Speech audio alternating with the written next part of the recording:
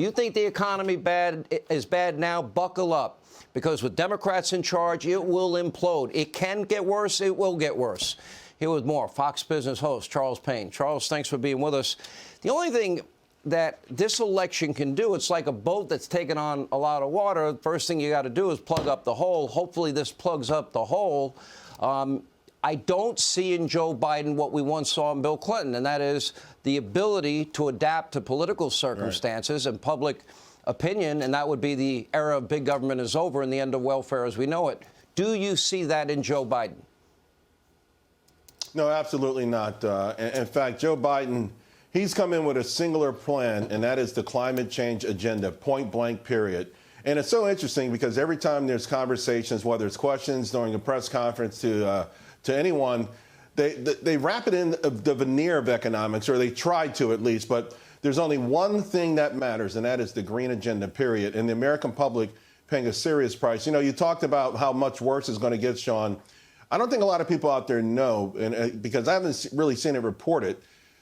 When we go further into this crude oil problem, there's a thing called distillates, right? And it's diesel that's used for trucks, locomotive, agricultural engines, jet planes. That commercial inventory is at the lowest level since 1951. 1951. Can you imagine how much it's going to cost now to just bring produce from a farm to a home, or to bring goods from a factory to a store? Hey, Charles, let me add to the misery factor here, because I talk to farmers on my radio show quite often. They're telling me the cost of fertilizer has quadrupled. The cost of seeds now more than double. The cost of, if they can get them, spare parts for their equipment is double and triple what they used to pay just 2 years ago. Right. So they're struggling on every level. And if they want to keep their farms open, they have to charge more. And then it costs more to ship it to wherever it's going. It's all that's another part. The natural gas, the war on fossil fuels includes natural gas. You take the price of that, you jack it through the roof. Then you have fertilizer through the roof. What about corn? He's trying to fill the gap with corn as fuel.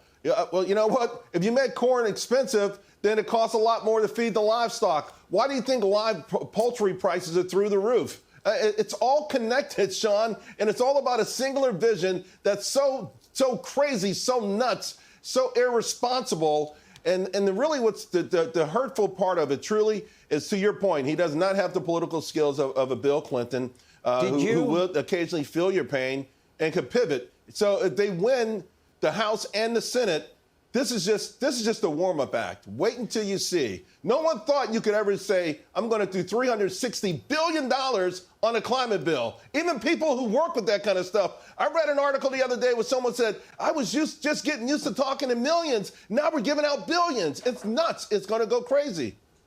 Now, I don't know if you saw the Epoch Times today, but they're saying in New England, for example, this winter, that they may have blackouts because there's not enough natural gas to keep the grid at the level they need to provide it at. I had General Bolduc on my radio program today, and he's saying that they are literally only getting 1/10 of what they need in terms of actual supplies for New England to heat their homes this winter. What happens then? What are we going to do at that point? I just don't know. This is a dangerous game they're playing. To win an election, this is so unfair to the American public to set us up in this position where home heating oil is going to be prohibitively expensive if you can get it, where food prices are going to continue to go through the roof, where, everything is, they're making a gigantic bet.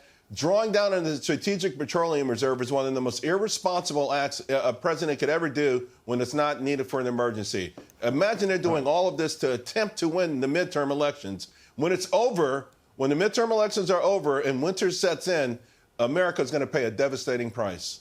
All right, Charles Payne, always good to see you. Thanks for being with us. Hey, Sean Hannity here. Hey, click here to subscribe to Fox News YouTube page and catch our hottest interviews and most compelling analysis. You will not get it anywhere else.